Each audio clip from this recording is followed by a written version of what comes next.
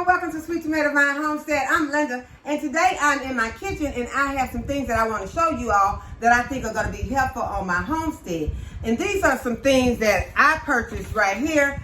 The first one is the diatomaceous earth. I've shown you all the diatomaceous earth before, but the diatomaceous earth this time is not going to be used for the squash bugs, because I think that problem is kind of behind us right now. But this diatomaceous earth is for my chicken coop.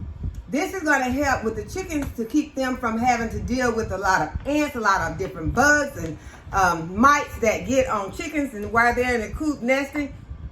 And I'm going to sprinkle this diatomaceous earth into their nesting boxes and also around on the ground, and then in the areas where I have their bedding. So this is one thing that I purchased to help with the chickens. And another thing that I help with the chickens, because y'all know we've been hopefully going to get some baby chicks soon.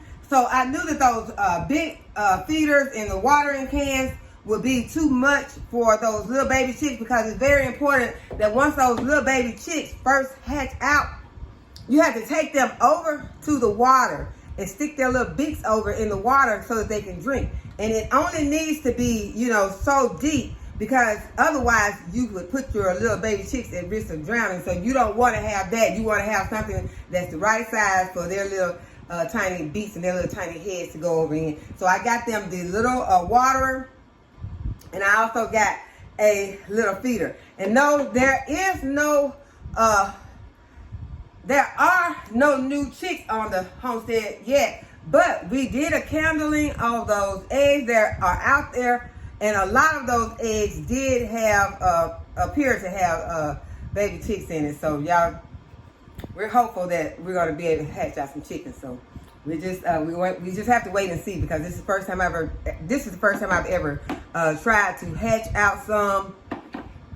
Well, this is the first time we've left them out there this long. First time, I don't even remember what happened. I really don't remember what happened the first time, but I know we did not get any baby chicks. So this time, hopefully we'll get some baby chicks. And then the next thing, and y'all, this is kind of funny, but Cynthia had sent me something to try to protect me from the wasp, and it gave me an idea, because by me being on a homestead, I know, y'all, I am not a beekeeper. I do not have any bees, but I did look at these suits after seeing what Cynthia sent me to cover my head when I'm always surrounded by these wasps out in the garden. Y'all, I got a beekeeper suit.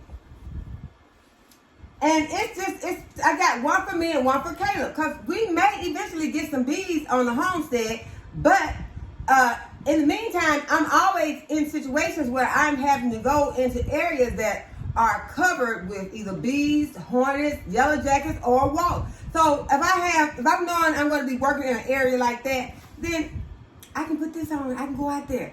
You never know when this might come in handy on the homestead. So it is what? It's better to have it and not need it than to need it and not have it. That's what I say. So it was a reasonable price. And so I decided to go ahead and get one for Caleb and one for me. So, and it comes with the gloves, and it also has the, the net is on the hat. So yeah, I thought that was something that would be very handy for us on the homestead. And I also got a dehydrator. This is just a manual one that I can dehydrate my herbs in. I can dry, well, it's not a dehydrator.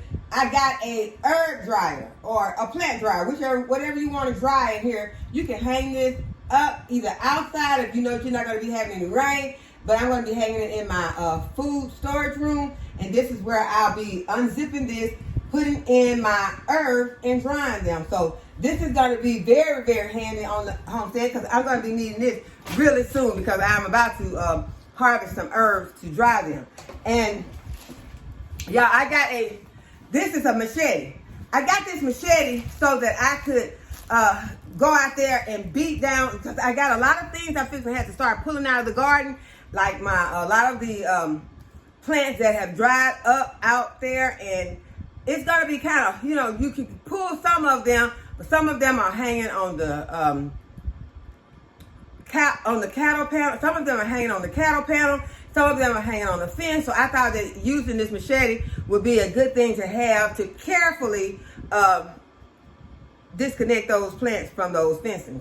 So that is another thing that I got. Okay, the next thing that I purchased for the homestead is some blood meal. And y'all, we are getting into that season when there is going to be the need for a lot of blood meal, because the blood meal is what supplies you with your nitrogen, and the plants that we are about to start growing for the fall garden, they love nitrogen. Your cabbages, your Brussels sprouts and broccoli, spinaches, all of those are going to need the blood meal. So it is time to go ahead and make that investment to get your blood meal, because you don't want to keep running back and forth to the store to just grab up a little 4-pound bag. So this one is this is a 17-pound bag. So this should last, it's heavy. That one should last me for most, hopefully, I don't know, because y'all, sometimes I get pretty heavy-handed on that stuff. So hopefully it'll last me most of the fall season. But the last thing that I wanted to show you all is something that VEGO Garden sent me. VEGO Garden sent me a VEGO kitchen composter, and I am so excited about it. This is what the VEGO kitchen composter looks like, and it is a nice size. Is very sturdy.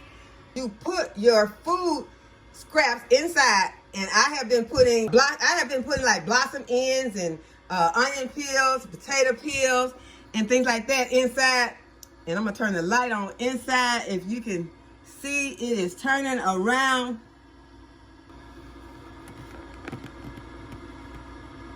I'm gonna open it up and let you all see what it looks like when it is chopping up your food. You put in a little peel that helps to break the food down, and you don't want to put any greasy meats or anything like that in there. I just put my vegetables in there, my potato peels, onion peels, and like those were some ends of my peppers.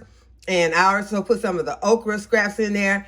And it has this little container that everything fits down in, and you put your lid on, and it grinds your food.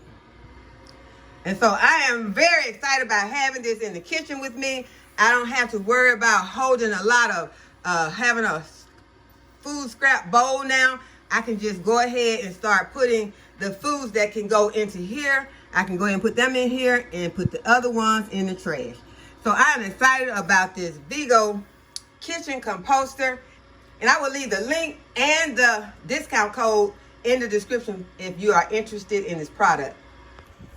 So I hope that you all have enjoyed this video, and that you'll give the video a thumbs up and subscribe to my channel. Hit that notification bell to be notified when I upload a new video. And as always, thanks for watching. I'll see you in the next video. Bye-bye.